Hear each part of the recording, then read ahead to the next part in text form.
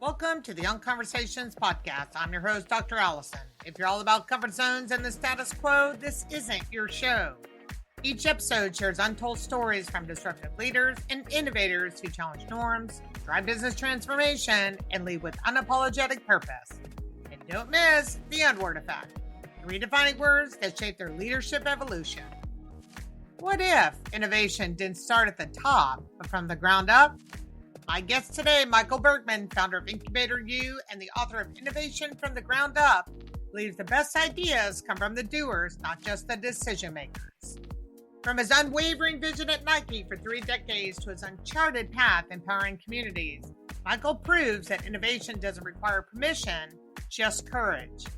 His 5-step methodology, imagine, identify, initiate, implement, and integrate, challenges how we think about progress. So how do we unleash fearless innovation from within? Let's find out. Thanks for joining us on another episode of the Young Conversations podcast. I'm your host, Dr. Alison, and joining me today is Michael Bergmann, the founder of IncubatorU. Michael, how are you?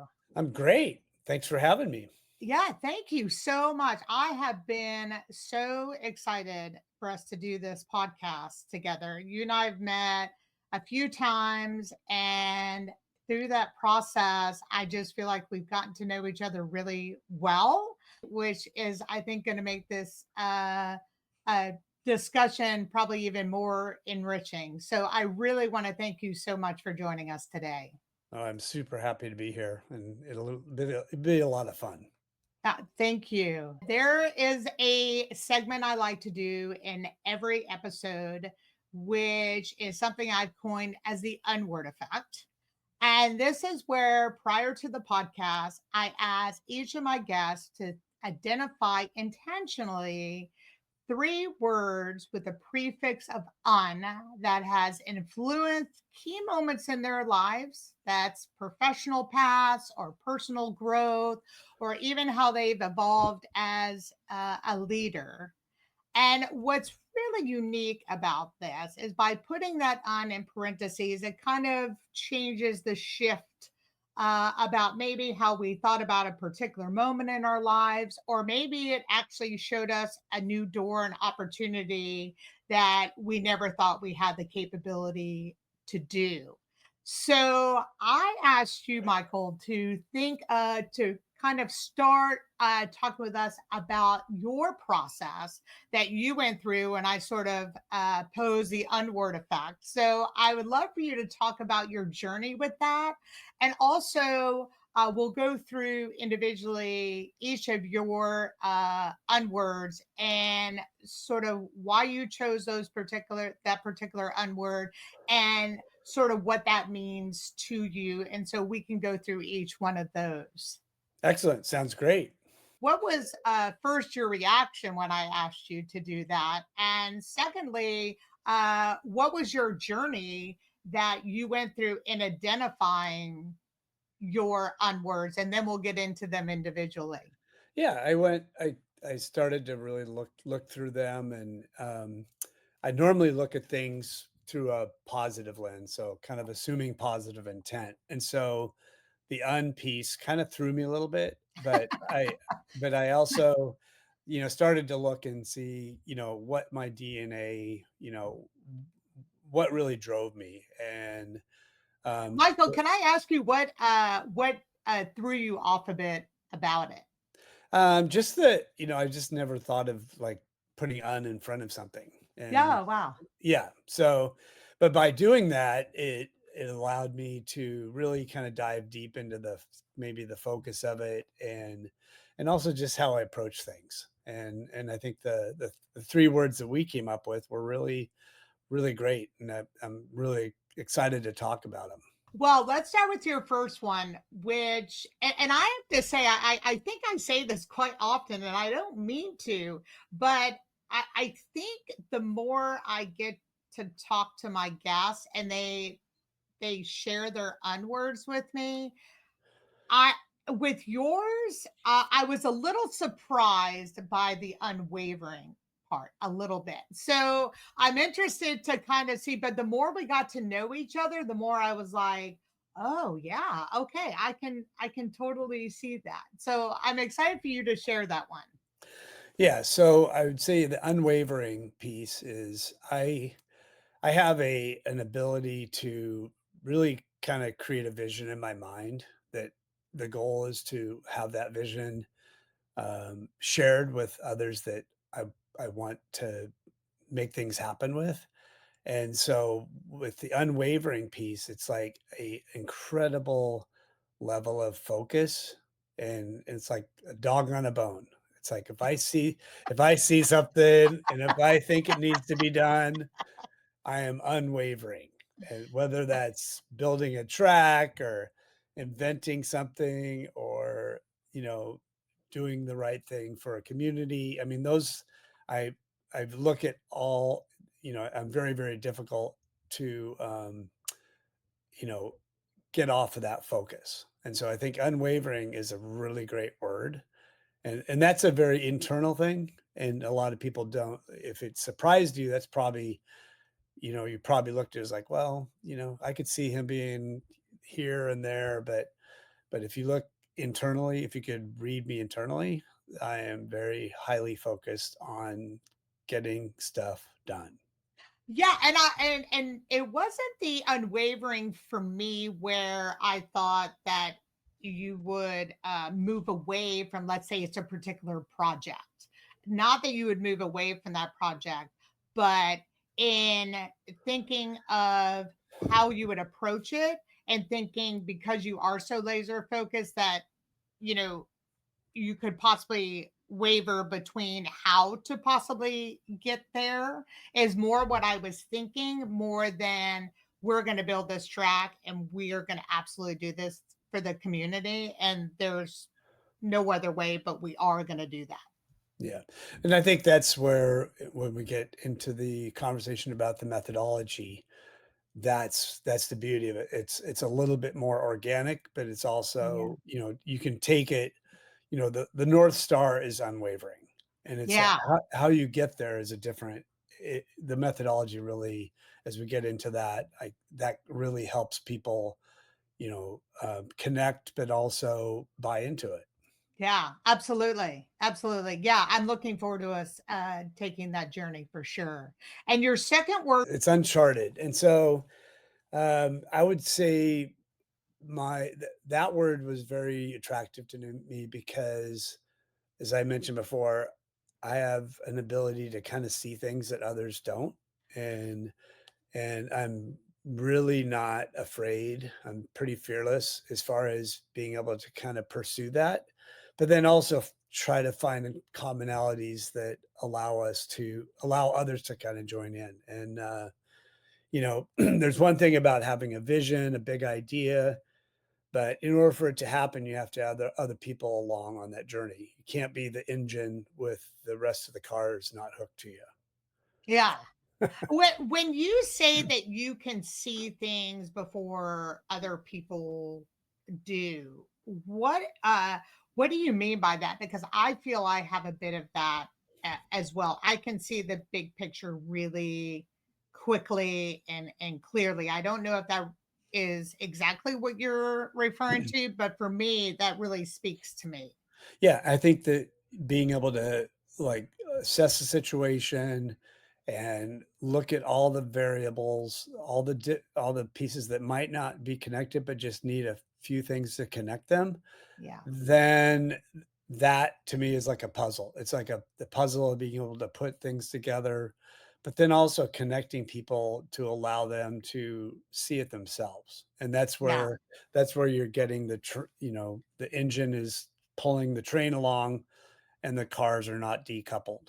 You Yeah. have to make sure that it's going slow enough, but then also uh, everybody's connected at whatever level they are at. So I think being able to see things, whether it's an organization or a project, or as in at Nike for 30 years, and I would have designers design shoes that look like rocket ships, and Yeah. my job was to make them work, Yeah. and so I could see what they were trying to do, but then, the ability to, make sure all the pieces were connected to make them function and perform was a key component.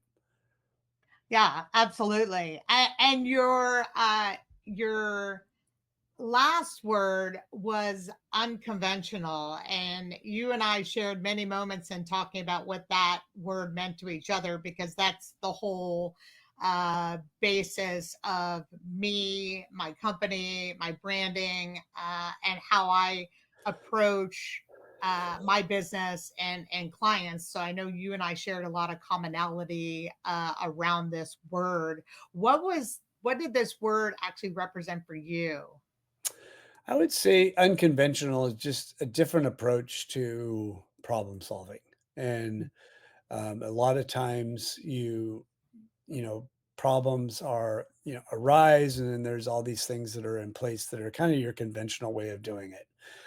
And what I would say Incubator U and the methodology that I have is really an unconventional way of attacking problems or changing organizations. And it's really the unconventional way. It's not top down, it's from the bottom up. And I think Mhm. that that's the name of my book, Innovation from the Ground Up. And I think that's an unconventional way of doing it. You're engaging people at the lowest level of an organization that probably are most make the most impact because they're the doers. Yes. And and I think corporately, a lot of people look for, the leaders to make the change, and, it's a top-down approach. And if you really want to impact change, you really need to kind of unconventionally look at the foundation of an organization, or, a community, or something that's going to kind of help make that difference. And I think that's really interesting, about that you talk about unconventional in approach to business. How would you describe yourself? And I put this in the email, as I am asking guests to be a part of um my podcast. What did the term unconventionally excellence mean to you as an individual? And where do you think that came from for you? Because that really resonated. Like, that was one of the key things. You're like, I get that. I get what that unconventionally excellence means. And I thought that was important for us to talk about. Yeah, I would say, from a standpoint of like what shaped me as a person, and, as a student, as an athlete, I would always look at, things that were, again, just not run of the mill. Um, some of the my early, I would look out at a wide variety of ways to train. I would seek out coaches that basically underst I look back now, and these coaches were light years ahead of, where they were at the time. They had nutrition, they had unconventional ways of training. Like, we would go to the Oregon dunes and train on the sand dunes in high school. I would bring my whole team down there, and without any coaches or adults. It was one of these things that I was always kind of unconventional about, you know, taking things on, including, as soon as I got my license, I walked into a Nike office and asked if they needed shoes tested. And I was 16 years old. I walked in, I asked them, I was like, and then all of a sudden they're like, "Oh my gosh, you've solved our problem. Here's four boxes of prototype shoes. Can you get them on your track team and then return them at the end of the season with wear test forms?" I was 16 years old. Wow. So I'd say that was a very unconventional. I just wanted a free pair of shoes, but then I ended up getting about 100 pairs. Wow. And That, yeah. and that again, but then that started building a relationship with a company that, like, just transformed sport.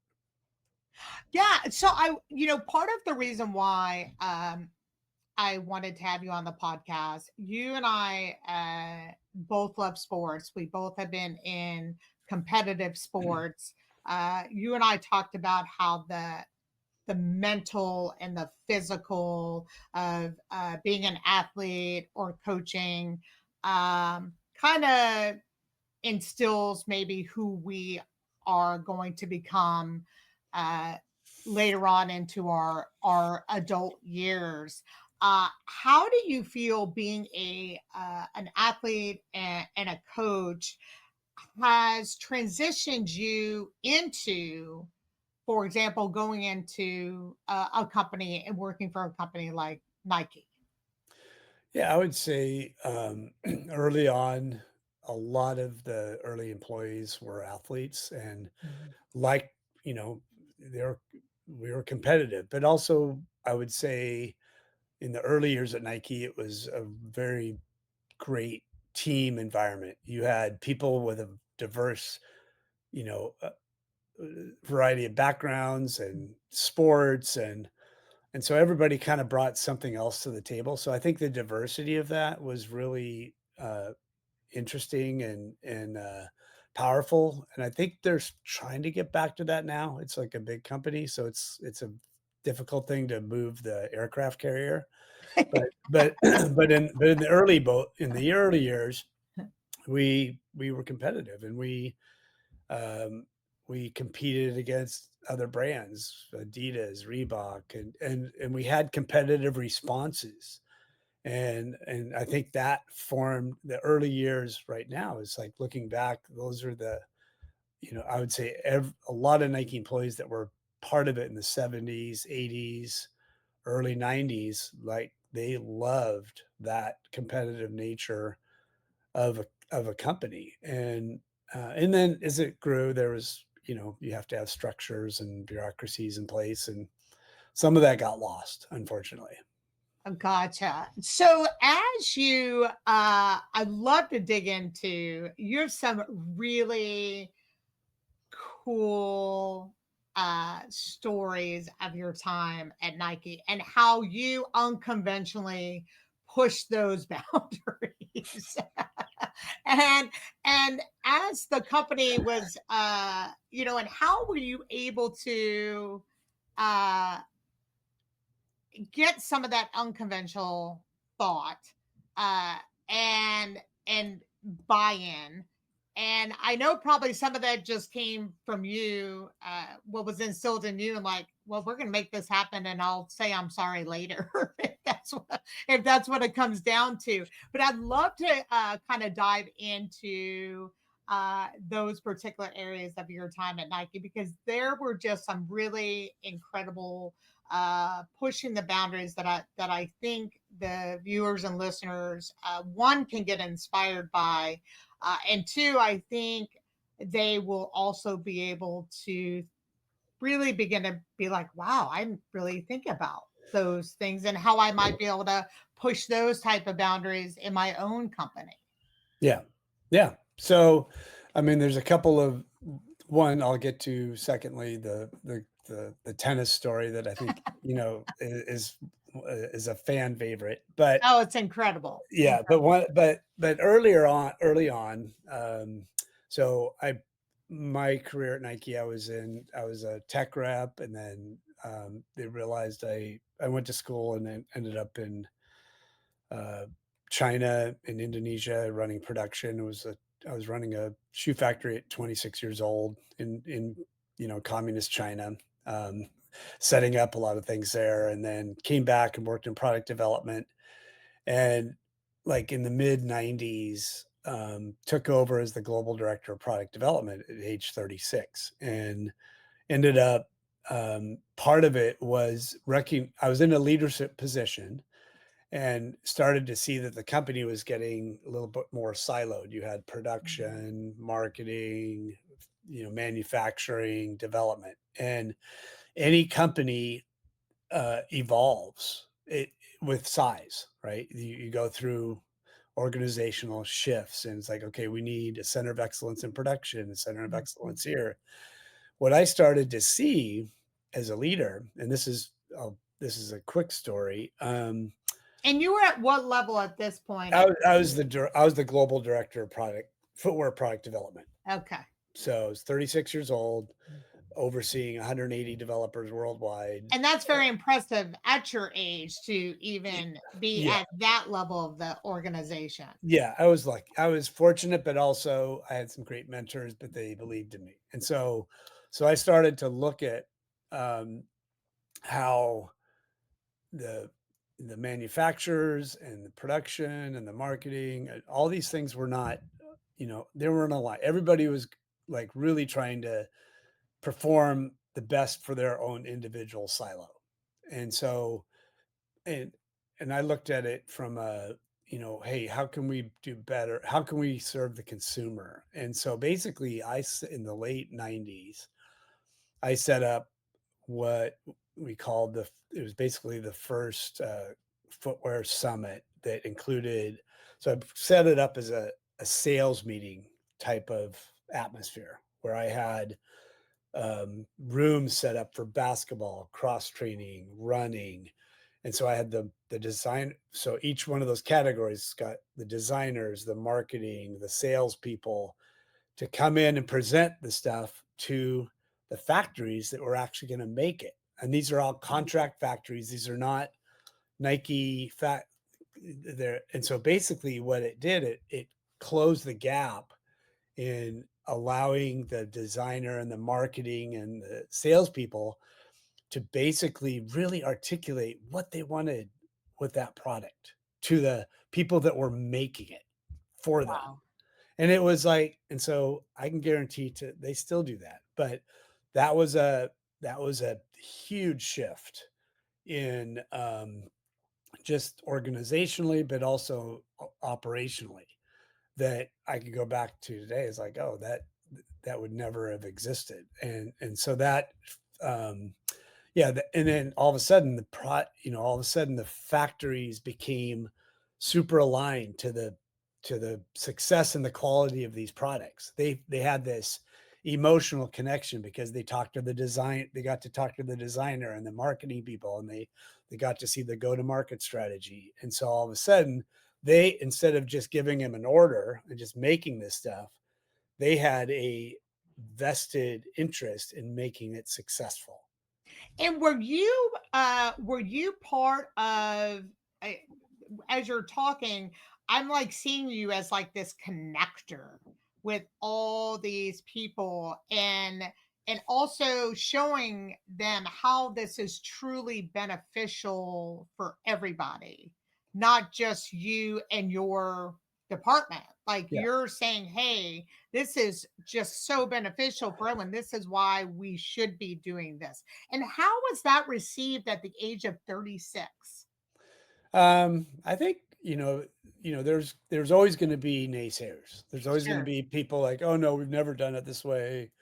You know, I have the power to give the Pegasus to this group, and I'm going to, give these favors to them or whatever. But it's like, no, let's open up the playing field. And so basically there was enough, um, I had enough connectivity with each one of the, department heads that obviously some things weren't working. And so basically, okay, let's give it a try. And so from that point on, it was really, it became a standard.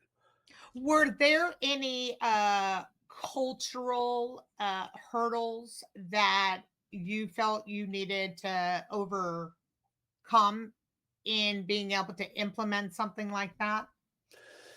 No, because so to me, Nike's a global brand. Yes. And if people understood the sport and if they understood, sport is universal. Yes. And if you could tie the Olympics and a quality running shoe and a factory, you basically give a few posters of like one of Nike's athletes and you put it up at the factory, then people are going to feel pride.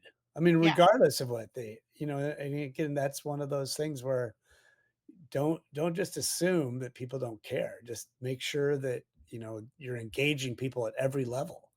And I Yes. think that was, all of a sudden it became super powerful. And all of a sudden there are factories that were filled with running shoes because they became like so vested in this, like that category. And it made sense. You didn't want to do 6 different styles of shoes in one manufacturer because then they're made differently. So all of a sudden you had cross training factories and running factories, and but everybody kind of understood what was needed to really, like, you know, cross training crew from, like, when I was overseeing that on the product development side, grew from 250 million to one, I think, almost $2 billion Wow. in Wow. in 3 years. Yeah. It's like, and so, but that was just because we all of a sudden there was these factories that were focused on it and just made just great product. So And I think that really shows a lot to your unconventional leadership too uh even at 36 at that time. Passion sells. And when you're passionate about the sport and what it takes to be great and have great products for to be able to perform at great levels within the sport, I already see that very being really unconventional. And I think because speaking more about, yes, there's profits, of course, we need to stay focused on. But if you're speaking about passion and how the passion is really going to increase those profits over time, and to be able to really show how if we do this, it's going to create a better product. We're going to be able to seamlessly do better and be able to get that product out to our athletes or our customers or whatever the fact can be. So I think even you being a wanting to be a connector and getting everyone to be passionate about what you're doing first, besides saying, hey, we need to do this because of the money factor first. Yes, we know that that's important. So I think that's a really unique and unconventional leadership quality in you. yeah, and I think the to that point, I mean, I took this assessment, and my top two archetypes are I'm a storyteller and I'm a pioneer. Yes.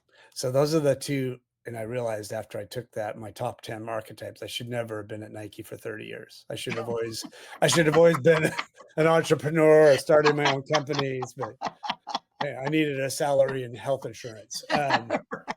So I was applying some of those principles throughout my career there. And I think providing context and connecting a story where it's relevant to each individual department or person, it helps kind of smooth the process along. So I think being able to, share what it could be, and hey, let's try this, and this is where it's going to help you. And I know you're frustrated about this, but what if we were able to align this and it's going to make your job easier. And so basically having the context, being able to have the vision, and then down here being able to kind of provide the context to get everybody else aligned to that vision, it's it's very easy to do. Yeah, and I would agree with you. And I find storytelling as a way in replacing a typical sales pitch, because I think people get more engaged in being uh, getting more buy-in when it's being told in a story, but a story that has factual, of course, information to it, and where they can see that vision and almost taste it and touch it, if you will. And so, and I think you're really, really great at that, which I think really shines you as an unconventional leader, without a doubt. Now, there is a story I know I really want you getting into where you definitely I, and I wish I could probably show. I may just fake a reaction like I didn't really hear the story before, so the viewers and listeners, where I go, what? Because it was very cool, and it just shows how even no matter how high up you got at Nike, you were so willing to get your hands dirty or talk to whoever you needed to talk to, because what's so important for you was having an excellent product. Mhm. And what was it going to take to do that? And I think that this story that you're going to tell, I think, just really encapsulates that so beautifully. Yeah. No, and I'll do a little setup to this as Please. well. Yeah, appreciate that. So one of the roles that I had was, for a few years I was the director of product development for special makeups, which was like the foot lockers and the foot actions and things like that. And so a designer and I came up with an idea about, hey, like everybody loves the high end sexy stuff, like the $140, the Jordans, all that stuff. But actually the products that are volume and pay the bills were below $70. And there was really no focus on that. And uh designer and I and another marketing guy came up with a concept, and I called it InnoValue. And basically, like, hey, let's innovate at the mid level and take the learnings from the high end, but then apply it towards the entry level products. And so we have a few different patents from that, and did a presentation and like said, hey, we need to focus on this. And well, the senior level, well, someone from strategic planning took my presentation, presented it to the VP of product, and then they decided to, oh, we're going to split this out. And so basically they created a whole new division called core performance. And at that point in time, I my presentation was taken by somebody else and presented as their own, Oh, and wow. I got laid off. So I had 9 weeks to find a new job. So what basically started as like oh my gosh, I've been laid off because I came up with an idea that created a reorg that now I'm out. And Right. it's like, What? yeah, and at the same time, this is like when, and so there was happened to be an opening in tennis. Somebody had just left, and I was interviewing for that job, but I was going from that interview to the Tiger Woods Center, which is the the theater at Nike, and being presented with the uh, Portland Trailblazers Community Champion Award for 20, I think, I can't remember. It was like, I've got the ball here, but basically, Mark Parker and Charlie Denson are handing me this basketball from the Blazers about being a community champion about the Roosevelt Project, and then I go back and I'm interviewing to try to have a job in tennis. So I started in tennis. Still with Nike. Oh yeah, yeah, Yeah, still with yeah. Nike.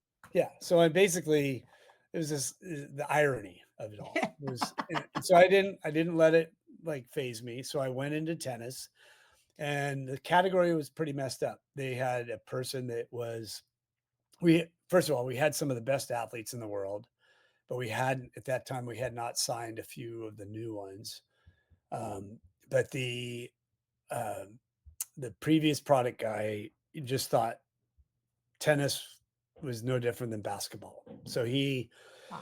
he made shoe he his we had these foam posit shoes, and we had some shoes that just weren't, really great for tennis. We had some shoes 10 years prior that were really great, like the Pete Sampras era, the Air Oscillates, that were really great durable shoes. But when I walked in there, there was no uh, there hadn't been a really great upgrade to the product in about 10 years. And Wow. and they were fledgling, but we still had some great athletes, but they were still asking for the shoes that were no longer sold. So that really doesn't help when you have current athletes work asking for shoes that were made 10 years ago because they weren't, Right. Right. and the current ones didn't. So I walk Correct. in there, and one of my one of the directors, a guy named Bruce Schilling, his vision, basically like, hey, I just want to, make performance product for the athletes. That was kind of his mantra.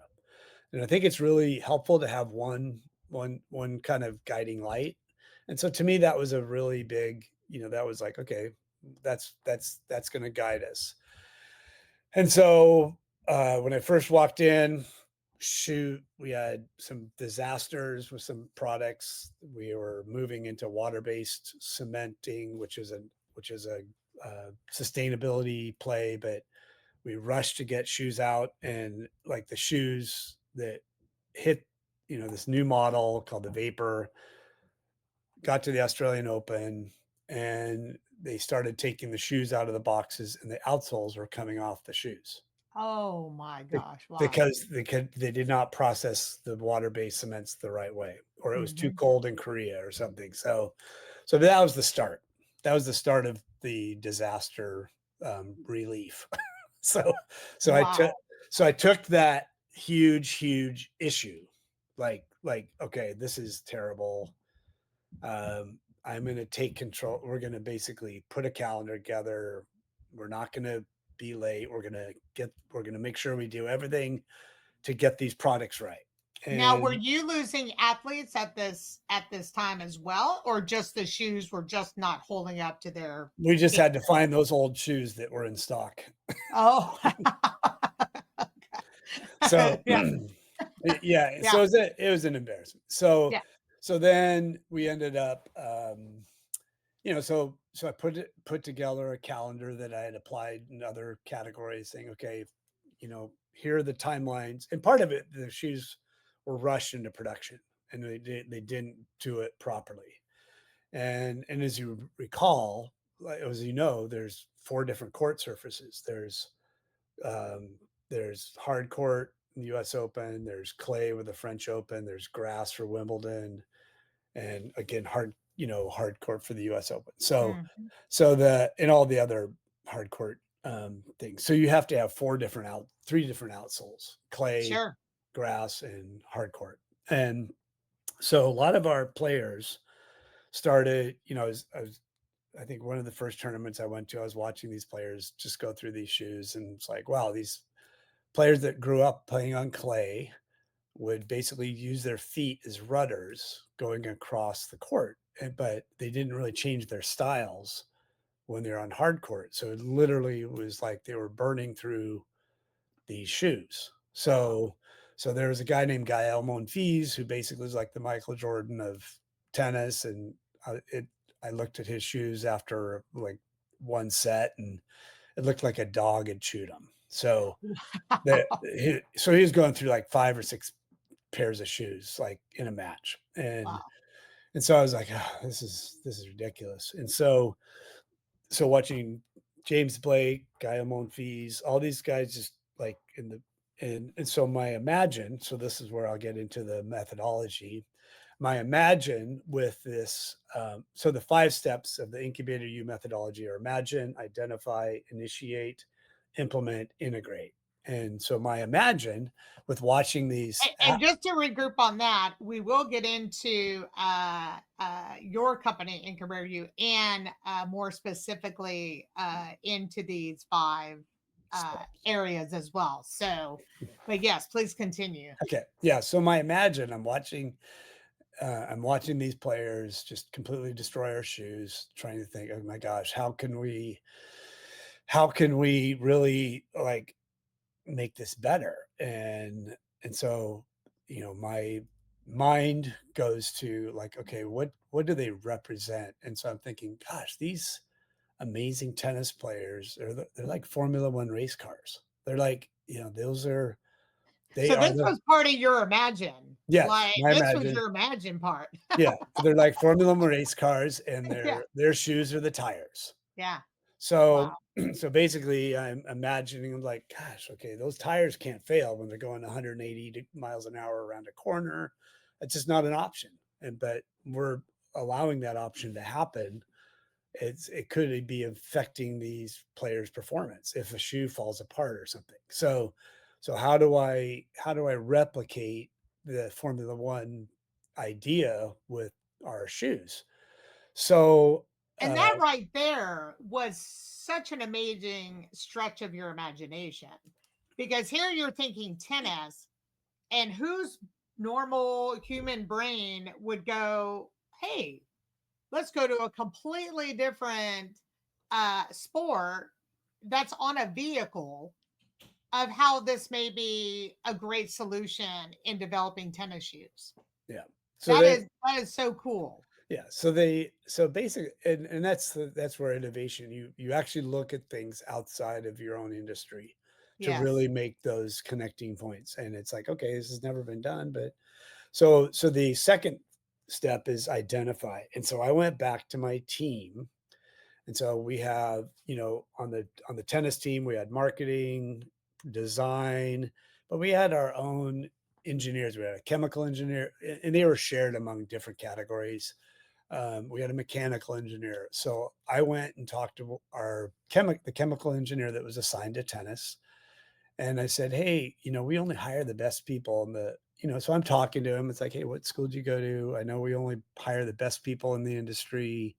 Oh, by the way, do you have anyone that, a friend of yours from your classmate that works for Firestone or Goodyear? Oh yeah, yeah, yeah. Yeah, my roommate. I'm like, "Oh, cool." Say, "Can you find out what they use on their Formula One race car tires?" I'm like, "Oh, yeah, yeah, I'll just give them a call." So basically, I got the recipe for what I think it was Firestone used on their, or I can't even remember if Firestone or Goodyear, but their Formula One race tires. And, I cook, so I can read a recipe, but I don't know exactly what everything does. But I did notice in our rubber formulation, there was a lot of this one chemical. And so I just on it, honestly asked him, like, okay, what is this? Why do we have a huge percentage of this in our formulation? Because I don't understand. I'm a liberal arts major. I'm not a chemist. I'm not an engineer. And it's like, oh, we put that filler in so the color on the outsole will last longer on the shelf. Like if you see something that's on the shelf, a shoe, you don't want the rubber to fade or, make it look like it's oxidized or something like that. Sure. So it's an So you oxidized still want to have the shoe look good. great, Mhm. but you wanted it to perform at a very high level. Yeah. And also you couldn't there's things you couldn't put in a tennis shoe, like you could not put carbon. That is a very, very hard compound in that on the race car tires is a carbon because that would mark up the courts. So Sure. basically, you can't have a black carbon on a shoe because it's like that's why you don't wear running shoes on a tennis court. Yes. So Yes. because it gets all these little marks on it. If So everyone's been wanting to know that reason, that's exactly the reason. yeah, yeah. So basically, so I looked at our formula, looked at his, and so basically, uh, we kind of said, okay, what would the optimum, amount be here? And then what if we used this much of this polymer that would actually create more durability in the outsole? And he said, how much would that cost? And he goes, oh, well, if we take this out and put that in, it's going to cost like 9 cents a pair more. I'm like, okay, great. So instead of replacing a shoe, you get the thing to last a little longer. So we adjusted that, but then there's no way to really test it. So I went to our mechanical engineer and I said, hey, we could test this over a period of a year or whatever. And everybody plays tennis differently. Not everybody's a toe dragger. Nobody. So can you create a machine that basically replicates the toe drag? Oh yeah, yeah. So basically, Wow. we created a machine that basically had an arm on it that had a shoe that rotated around and a pneumatic press with sandpaper, which was replicated a tennis court, and basically did cycles. And we called that machine Teddy Toe Dragger. And and so Teddy Toe Dragger, basically we created this machine for, and I fought like the bureaucracy within Nike. It's like, hey, how are you going to pay for it and where's it going to be? And So I basically got it made, figured out a way to pay for it. And then, as far as where it was going to be, I said, well, I'll just keep it in my office. But as it turned out, the the Nike The machine itself. yeah, I was like, hey, if you're not well, I'll take it. I'll take it. I'll put it in my office. So, but we put it in the lab, which Mhm. actually it's probably still there. And it's one of Wow. these things that people have no idea what it is. Because I could probably go to the Nike sports research lab and point out Teddy. It's probably still sitting there, probably with a cover over it. But How long did that process take to where and are you able to share who the first athlete was that actually wore your new invented sole? well, that was, I would say, so we made the looked at the formula, looked at created Teddy, then got a bunch of different shoes from Babolat and Adidas. The best in class was the Adidas Barricade. That was, and so we were able to test that shoe against all of our other, like our current shoes with the new formula, and we still weren't Wow. as good. We still weren't as good as anyone else. We still kind of went through it faster. And so the third, so that just to follow up on the Yeah, please. story, I go to the Australian Open every year, and that's the most like 130-degree court temperatures, very abrasive, hard court. Like, so if shoes are going to get destroyed, and that's usually the first January is usually the first season or first tournament of the season. So I go there and I have a credential. I go into the locker room and I'm talking to the janitor, and there's always in these big Grand Slam tournaments, there's people that play to qualify, and then there's early qualifiers, and there's first round athletes, and then it kind of goes from there. So no It's one at this point was wearing the shoes yet. no. So would this part of your story be around the initiate part? Yeah, yeah, Okay. yeah. So I'm going into, so imagine, identify, initiate. Well, and also the chemist, changing the chemical compound, um, getting Teddy toe dragger, and now I'm going into a locker room talking to the janitor. And it's like, hey, when people get uh, when they get punched out of the early rounds of the tournament, what do they do with their shoes? I go, oh, they just throw them away. So I basically went in and said, hey, do you mind if I give you like 4 boxes? And oh, by the way, here's a Roger Federer hat and a jacket, and I'll take your garbage out for you at the end of the week, and just fill those, just throw the shoes in those boxes, and I'll take them out for you. So I had almost 60 pairs of tournament worn shoes from every single brand Wow. sent back to my desk in Beaverton. Opened them up. People are like, how did you get all these shoes? I was like, I gave the guy a hat and a jacket. So I think the story is like, don't assume, like, basically meet people where they're at.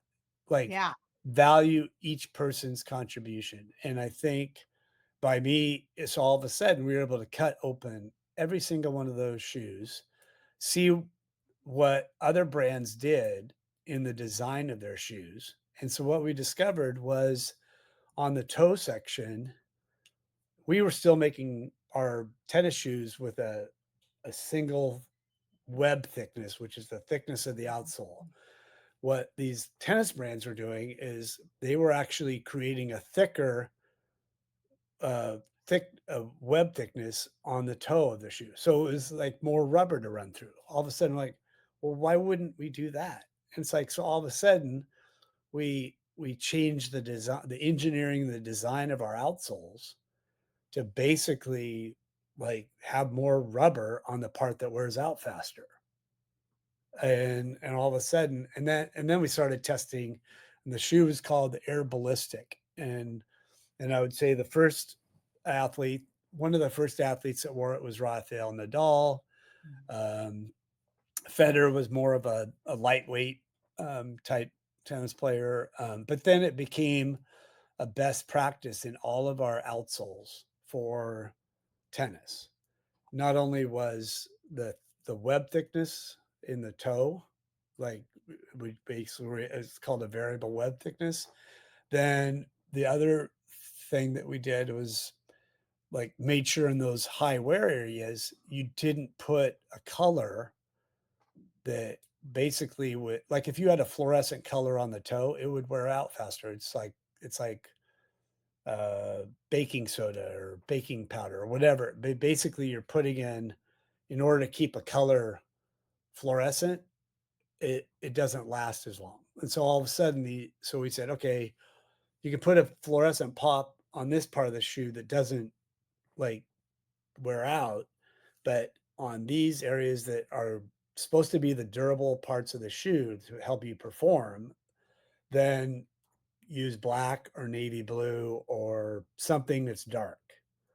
And so all of a sudden we created these best practices, and then all of a sudden we had tennis focused factories. We had tennis focused specialty line because they had to mix the rubber a certain way. And so all this thing was aligned, and so that really transformed, the product line.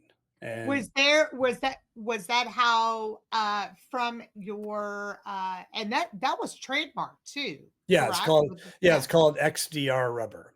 Yeah, And that's and awesome. yeah, so I share a patent at Nike called XDR rubber. And but it's, again, it was one of these things that, probably over years time we were able to kind of really implement some of the changes, but just kind of the discovery and just really, but part of it was the context. It's like, why would we not change the formula for 9 cents a pair when, from a sales standpoint, the standard in the industry was the 6 month durability guarantee. So anyone that would buy a Nike shoe, they knew it wouldn't last 6 months. So they would Yes. just keep getting new shoes. Yes. Like, well, Yes. why don't we, instead of giving them new shoes, why don't we just spend 9 cents? And that's the storytelling part, whether it's storytelling or shaming or, it's like, it's like, it's like, is this logical to you?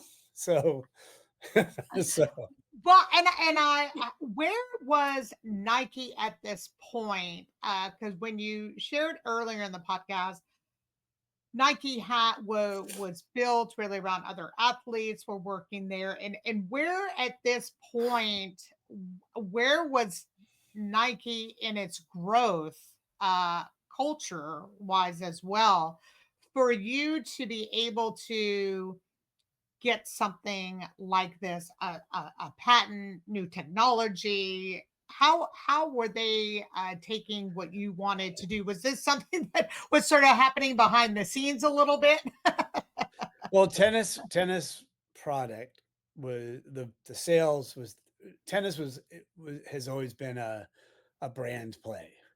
We had so when I started, we were Agassi was still Nike, but then he moved to Adidas. We had Lindsay Davenport. Um, Sampras is retired. So that was kind of the end of an era there. Sure, sure. When I came in, we had signed Federer. We just signed Nadal. Early on, we signed Serena, um, uh, Maria Sharapova. So we basically had this stable of, and the way tennis was viewed at Nike, it was like the Grand Slams are fashion runways.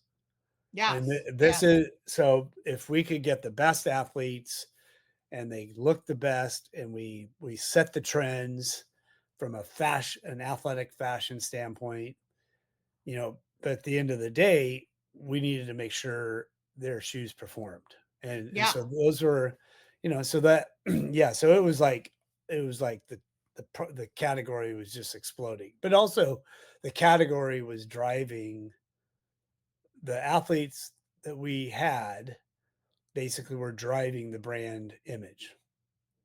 Well, I tell you, when you tell that story, I see so clearly the unwavering, because having the best tennis shoes in the world, you weren't going to have anything less than that, as to your ability and how you went about to try to make that happen. Uh, and then the uncharted kind of waters of what that took, because You're not a chemist, but you're like, hey, I'll learn about this kind of stuff. I know how to cook. Yeah. And then the unconventionalness of how you were able to not one, just even starting out with what is a product out there that has to deal with high speeds, high heat, and for you to go from here over to race car and Formula One, which they're doing it the best. So let's find out what they're doing. Was so unique. And I also loved and you probably made that janitor's day, just being able, because it wasn't just you gave him a hat and a jacket. Those were two very, very special items. And that probably just made his day like, all right, cool. That's awesome. Yeah. So yeah, I think that's just fantastic. So, Michael, I wanted to sort of transition from your experience with Nike, and I really wanted to get into Incubator U because I think the foundation of your company and how you have built it and structured it and the methodology behind it, I think is really impactful. And I think just this level of conversation that you and I are going to have around it, I think it is going to be applicable for CEOs, founders. I think they can take this information and impose it into their businesses today. And I kind of wanted to get into how you started your company, and then we can kind of transition into those other questions I asked you. Yes. So Incubator U started, actually, it started as a concept that I was trying to implement at Nike as a employee-led innovation center. And the foundation of that was as a senior leader at the company, but also a coach and also a mentor. I would get, Nike was growing. We were getting 30,000 resumes a month. You could have someone with a Harvard MBA handing out towels at the fitness center, but Wow. They just wanted to work at Nike. they just wanted to work at Nike. I I thank my lucky stars because I probably would never be able to get a job there. But the but the but I looked at it and I would get all these young, just super smart people that had great ideas, but there was nowhere for it to go. So similar to like any big company, as the companies grow, you have to have divisions and silos and all this stuff. And so I worked with Gina Warren, who's the vice president of diversity and inclusion at Nike, and came up with this idea. We're like, hey, how can we create an employee-led innovation center where basically these great ideas could come. You could be handing out towels, or you could be in apparel but have a footwear idea. But hey, how do we get just the power of these amazing ideas from this amazing group of employees that were there? And so Incubator U started as, again, I tried to create this employee-led innovation center. I got about 60% of the way there.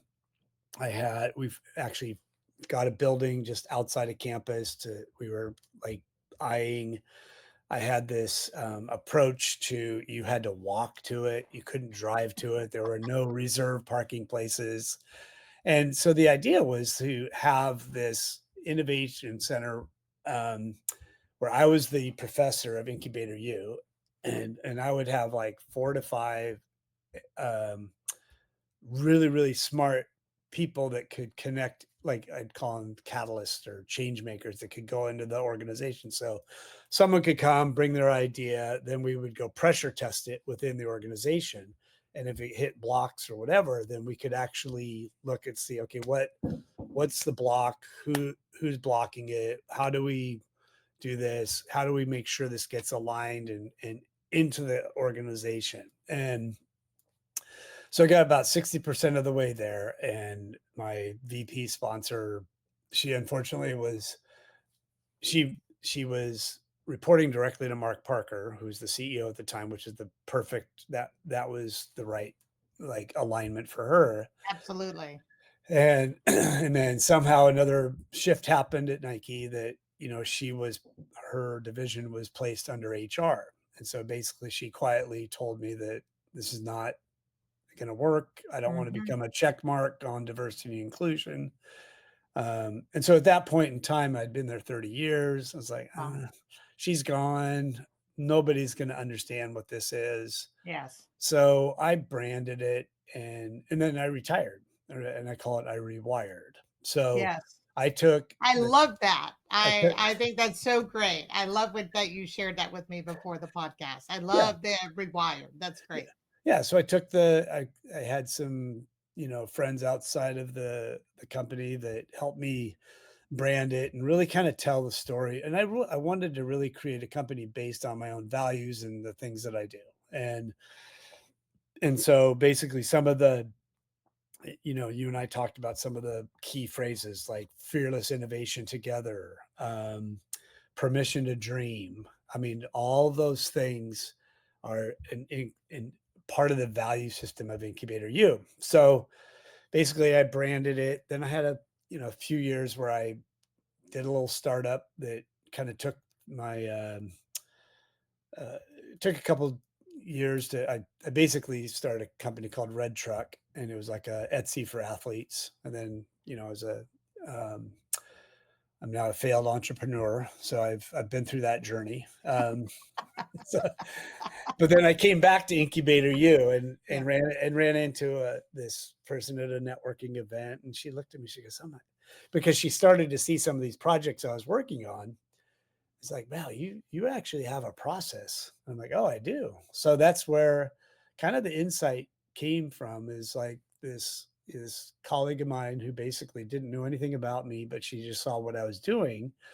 She said, wow, you actually have a process. So that's what prompted me to really start capturing it.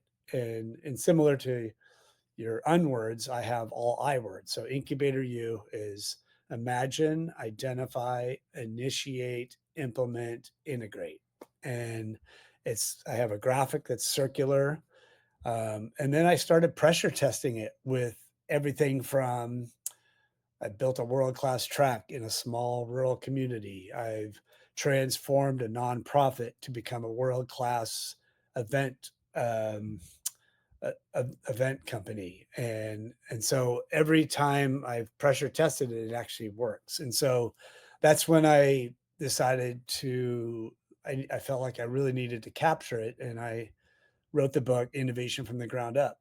And the two case studies in there are, one, this transforming this town by putting in this world class track that nobody they hadn't thought about. They hadn't had a track meet in 62 years, and we basically put this like the most beautiful track in the country in, overlooking the Deschutes River. And then the other story is that the other case study is the rubber compound. And so basically I used two different case studies, but I've got hundreds where it works. And so that was the genesis for Incubator U. And my goal is to basically have, you know, Incubator U innovation strategists. I want a certification program. I want people in companies to know how they can apply it within their own company. And I think one of the things that is really key that's so different is, anytime you have a company that is hiring, consultants, and they come in and they try to fix something, right? What inevitably happens is that's temporary. It's situational. Maybe Yes. it's not ingrained into the culture. And what Incubator U and the methodology does, it literally taps into the resources that are already sitting there, just waiting to be tapped into. And I think it's like innovation from the ground up, innovation from within, and a lot of times it's just asking people what they can contribute, and then just aligning the organization a little bit to making it work better. And I think that's the beauty of Incubator U, is this, like, it works with any organization, company, and also individuals. So Yeah, you know what I love about it? There's so many products out there that can overwhelm the individual, and it doesn't give them really the freedom to think about what it is they already have, nor does it really make them think about what is it I really want to do, because we're in this process of competing with other people, or an organization goes, oh, I want to do what that company is doing, but it actually may not be what it is you should be doing for your company. And I love your approach because, one, I think, and please don't take this the wrong way, it's so simplistic, but with huge impact to it. Well, Is what I love about it, because it's a very similar process, in a way that I sort of went through when I was rebranding, my company, and really deciding how am I going to be uniquely different, and what specific, and allowing myself to go through that journey about it, which is what I feel your five-step approach really does. yeah. Yeah. And I think that it is simple, but great design is simple. And Exactly. and Exactly. and if it's this overly complicated 30-step innovation process, people are gonna like fall asleep. But if you can make it applicable to anyone, and that's why I said I pressure tested it with all these different projects that I've done and organizations I'm working with. It's just and that's what the publisher said when I was describing the book. He says, "Wow, this is like so simple, but nobody's doing it." Right. And I did want to just quickly, you were talking about the quotes, and one of the quotes that you mentioned to me, and I don't know if this may fit in with sort of our wrap up time, but I loved where you said you don't need permission, you need an approach. And I thought that was really impactful. And I just kind of wanted to add that quickly when you were going over your five-step approach. I felt that quote really fit well with your incubator you. Yeah. Yeah, and I think, as adults, we've been kind of knocked down and like, "Oh, you can't do that, you can't do this," and I think, you've gotta release yourself of that fear and just, if you have that gut feeling that something's right, then follow it. You just give yourself permission, and I think that's a really important, component of this. It's not, you don't have to follow what's been done before. And you don't have to follow the rules because innovation it could be incremental, it could be transformational, it could be disruptive. And I think those are things that are just really, critical in this approach. And I think just being able to, tap into the resources that are there, whether they're like within your inner circle or if by chance you run into somebody that is a serendipitous situation where all of a sudden it's like, oh, wow, I hadn't seen this person in 3 years, but I'm working on this thing. And I'm going to give myself permission to share what I'm working on. And all of a sudden it's like, it could lead to something completely new. So Yeah, and that's the beauty of it. yeah, and I think that's really cool. You and I were sharing before the podcast to be open to the unexpected. Hmm. Well, uh, be- and in a moment that you may be feeling frustrated about where your business is going, or you're not really liking something and you're feeling down, that a positive way to sort of turn that, you really don't know, because you could be so focused so on this plan, but to leave the door open a little bit for some unexpectedness to happen, where you're like, oh my gosh, I had no idea that would even present itself. So right. Yeah. yeah, I loved when you shared that with me, before the podcast. Yeah. Thank you again, Michael. I appreciate everything. Thank you. Thanks for streaming the Unconversations podcast. To help the Unword effect, subscribe, share, and step into the movement that's flipping the script. Catch the next episode where we unmute the truth and uncover the unexpected.